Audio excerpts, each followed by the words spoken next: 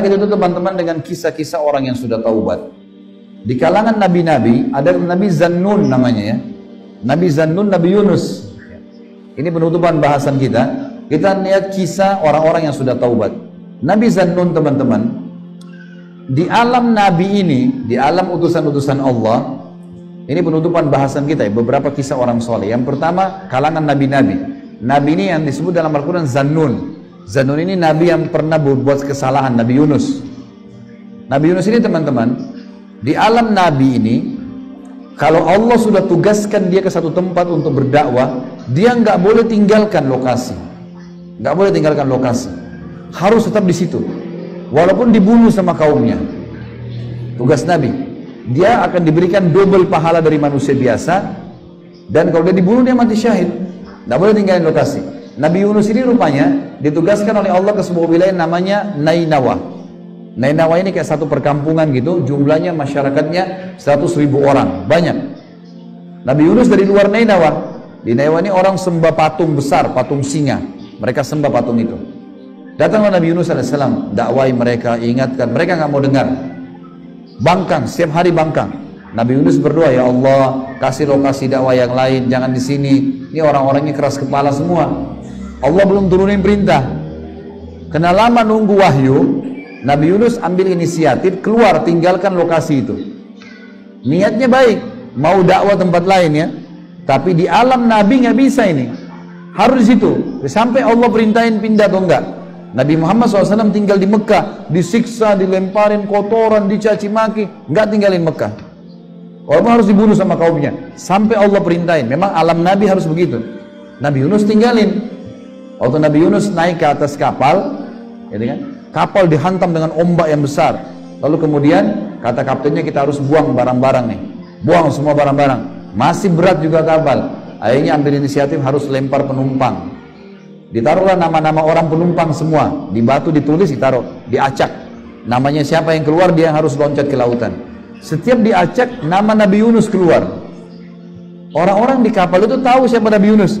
Mereka bilang, ini Nabi Allah, gak mungkin dia. Acak lagi, namanya siapapun yang keluar di antara kami akan loncat. Diacak yang kedua, nama Nabi Yunus juga keluar. Sampai 10 kali tetap namanya Nabi Yunus.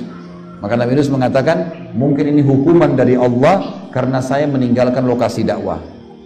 Pelanggaran.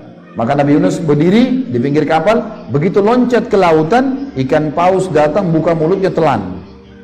Selama 2 minggu di perut ikan. 2 minggu ini gak makan, gak minum. Ikan paus ini ikan yang besar. Perutnya ikan itu kotorannya di situ. Dan ikan paus ini kalau makan ikan lain, dia gak kunyah ya. Ditelan langsung. Hidup-hidup semua masuk di situ. 2 minggu gak bisa bernafas, baunya busuk, gak ada makanan. Tertahan di situ. Maka selama 2 minggu Nabi Yunus bertaubat kepada Allah. Setelah taubat 2 minggu, Allah SWT buat dia dimuntahkan oleh ikan paus itu. Dimuntahkan, bajunya semua sudah sobek, gak ada baju. Telanjang Nabi Yunus AS jalan. Lalu Allah SWT pertemukan dia dengan satu pohon. Diambil daun-daunnya, ditempelin jadi baju sama dia. Diambil tangkatnya kan jadi tutup auratnya semua. Dia maju sebentar sedikit, Allah kasih lagi sapi. Tidak ada pemiliknya, sapinya gemuk. Diminum air susunya. Dia maju lagi sebentar, ditemukan ada pohon labu, labunya sudah matang, dimakan labu tersebut. Maka setelah itu Allah kembalikan dia ke kaumnya. Rupanya waktu dia tinggalkan kaumnya, Allah datangkan badai besar. Sampai patung singa mereka, kaumnya ini hancur semua. Kepala sukunya bilang, kayaknya ini yang dikatakan oleh Yunus nih. Ya Allah, kembalikan Yunus pada kami akan ikuti ajarannya. Maka Nabi Yunus pun dikembalikan oleh Allah ke wilayah tersebut dan berimanlah mereka. Tapi saksi bahasan adalah Nabi Yunus sempat melakukan pelanggaran Allah. Tapi Nabi Yunus taubat. Berarti pelanggaran bisa terjadi pada kita kan? Kadang-kadang niatnya baik. Sama Nabi Adam alaihissalam tadi waktu digoda. Dengarkan firman Allah menceritakan masalah itu. Di dalam surah As-Saffat tentang kisah Nabi Yunus. Surah nomor 37 ayat 139 sampai 148. A'udzu billahi minasyaitonir rajim. Wa inna Yunus laminal mursalin. Sesungguhnya Yunus benar-benar seorang rasul kami. Id abaqa ilal fulkin mashhun. Ingatlah ketika dia lari menuju ke kapal yang penuh dengan muatan.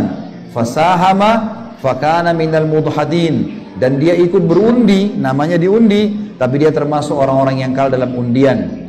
Faltaqamahul hutu wa huwa mulim, lalu dia ditelan oleh ikan yang besar dalam keadaan dia tercelah. Kenapa? Karena dia tinggalkan dakwah, maka Allah masukkan dalam perut ikan.